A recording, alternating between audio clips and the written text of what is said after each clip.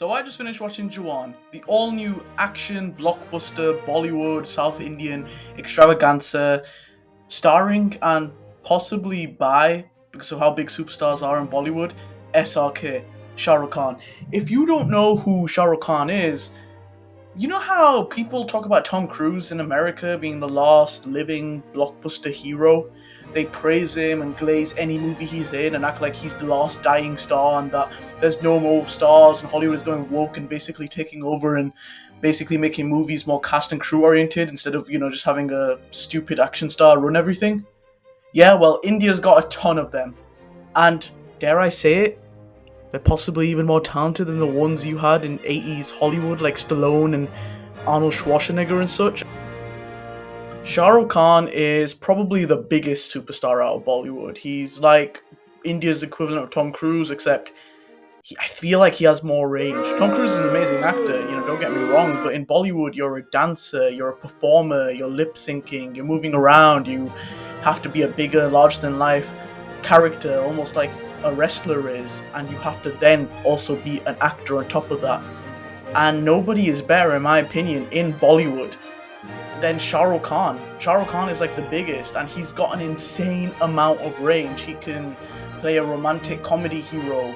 He can play a romantic comedy hero. He can play a romantic. Okay, he really likes playing romantic comedy heroes, but he can also play a dramatic, more damaged character. He can play an anti-hero. He can play a sports biopic, boring Oscar baity character if he wanted to. He could play a father, he could play a lover, and he could play a grandpa at any damn age. Shah Rukh Khan can play a ghost, he can play an alien, he can play whatever. Because in Bollywood, the movies that these people do are way bigger and larger than life than the movies that Hollywood chooses. They're more extreme, more creative, more unique with their choices, and therefore people like Shah Rukh Khan end up doing all sorts of movies. I think he's got like 100 movies, which is a very normal thing in Bollywood as well. When we're talking about Bollywood actors who do small amounts of movies, in Hollywood that would be like 7 movies, right? It'd be like a Paul Mescal right now. Whereas in Bollywood, someone who chooses their projects wisely and does a small amount of movies is probably like 40 movies. 40 or 50 movies, yeah, it's insane. But Shah Rukh Khan is the biggest star.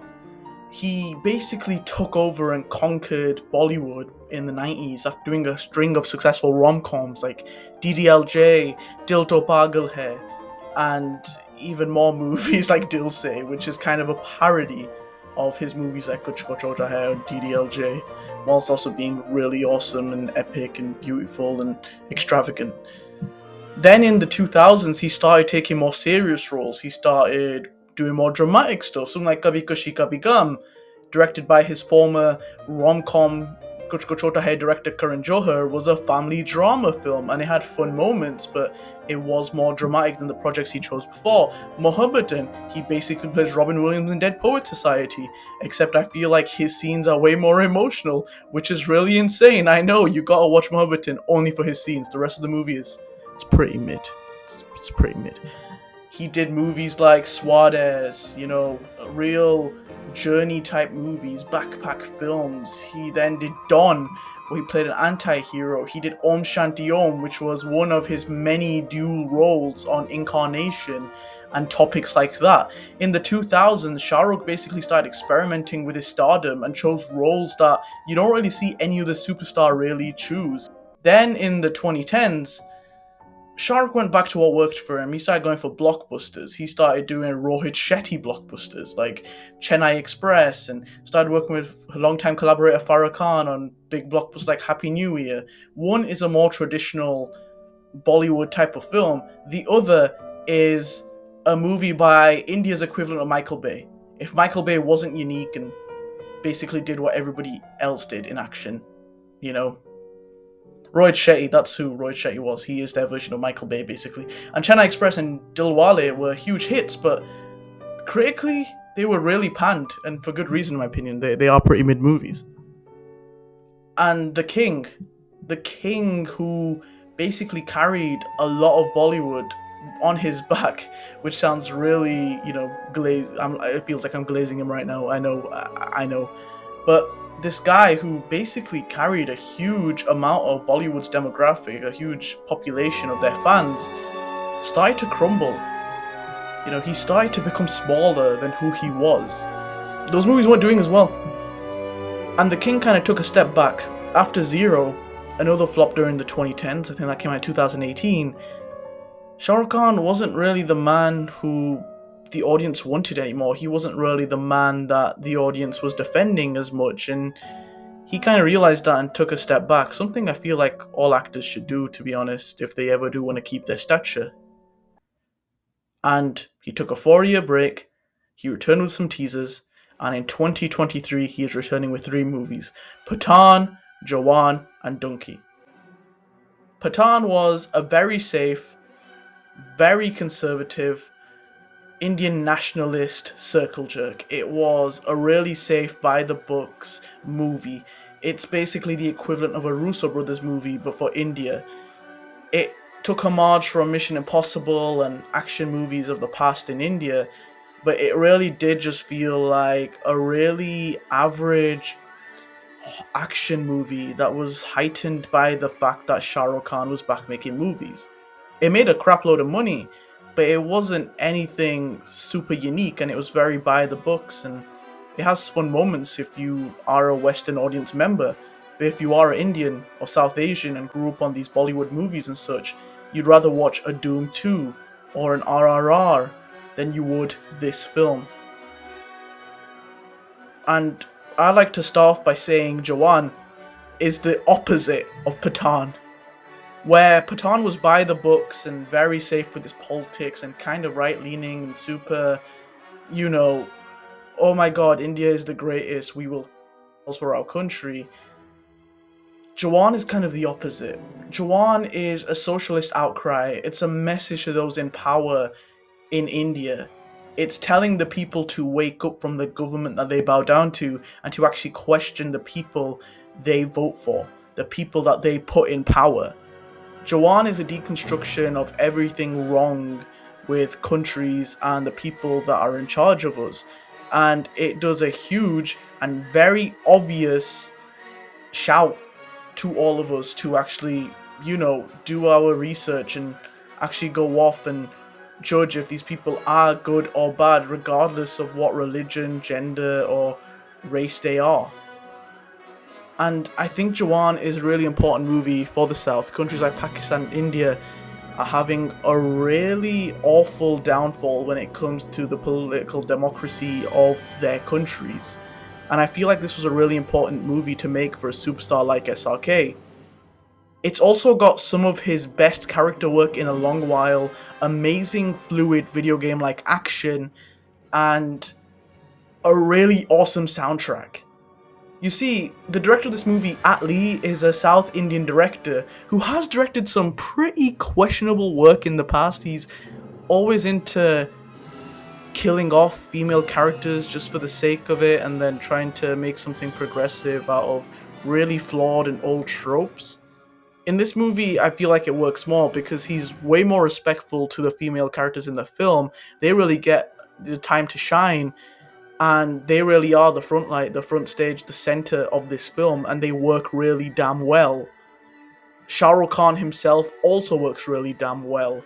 To a lot of Indian people and South Asian people who have watched a lot of South Asian cinema, this does just feel like a South Indian movie with Shah Rukh Khan. But like, why wouldn't you want that? That sounds like the best thing ever, and it is.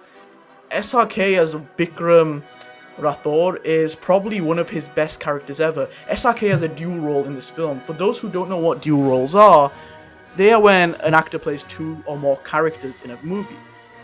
Bollywood movies have a lot of incarnation plots, Indian movies in general, because reincarnation is a very interesting concept in that society and that country. So, in this movie, SRK also has a dual role, and there's some incarnation vibes in this film, but this movie is mainly just a dual role film where SRK plays two characters, and he plays them amazingly well. He plays them so well that you kind of forget that this guy is playing two characters. He feels like two different actors with different mannerisms and different ways they are motivated and move and such. It really is a masterclass in dual acting, I feel like. And it really showcases how amazing and brilliant this guy is as an actor. Vikram Rathore is this badass, older, kind of PTSD stricken soldier type character. And he's a real fan favorite in my opinion. Like, I've seen everybody I watched this movie with, I watched it twice now, loves this guy, and for a good reason. He is a badass, and I feel like SRK should embrace the more Silver Fox, older veteran look that he does in this film. It's successful in movies like Gadar 2 and Vikram and every Rajnikant movie, and I feel like SRK should take more roles like this and play an older, more badass guy. SRK plays another character in this movie as well, who is more of a by the books cop who's also kind of an anti hero. He portrays a by the books cop to everybody else, a prison warden, but really deep down he is kind of this Robin Hood to India, and he does a really good job playing the young and older characters. He's amazing in this film. You should solely watch this for his performance alone, but thankfully he has an amazing supporting cast to support him in this film as well. Aishwarya, played by Deepika Padukone, is a cameo character. She is the emotional soul and core of this film, and she gives a really emotional performance that really makes you feel, it makes you cry. Vijay Sethupathi, who plays the bad guy, is really menacing and stern and strict. He definitely gives a lot of Hollywood franchise villains a run for their money with how cunning and despicable he really is. And this movie just has a whole bunch of fun supporting characters in general. Jawan is just a really fun time. It's a really fun political thriller combined with an action movie. It has a really fluid and video gamey vibe to it. Everything moves around like God of War or Metal Gear Solid. The action is just edited so well and feels really grand. And even the cinematography, the look of this film feels very Western for an Indian movie, and I feel like if you are a Westerner trying to get into more Indian cinema, I feel like watching this movie will probably be a good gateway for you because it introduces you to some Indian philosophies, introduces you to the biggest star of the country, and also has a kind of Western feel with the way it actually looks and moves and such. Jawan is a great time. It's one that I highly recommend. It's my favorite movie of the year. It's so badass, it's so in your face, it's so extravagant, and I love it so much. This isn't the over the top action movie you're probably expecting if you've only watched like a Rajmouli movie like Bahubali or RRR, but it's definitely way more bigger than a Fast X per se. I'm someone who doesn't really like Westerners who only refer to South Asian movies as big, wacky, over-the-top movies, though. I think it's really offensive and kind of just, conveys us as the area that makes really over-the-top crazy movies with crazy characters. Oh my god! When our movies actually do mean more than that and have really strong emotional cores and really powerful romantic characters and such. But yeah, Jawan, yeah, it's action you'll probably like if you like other movies that you've watched Westerners. And it's the greatest thing since sliced bread. I love it.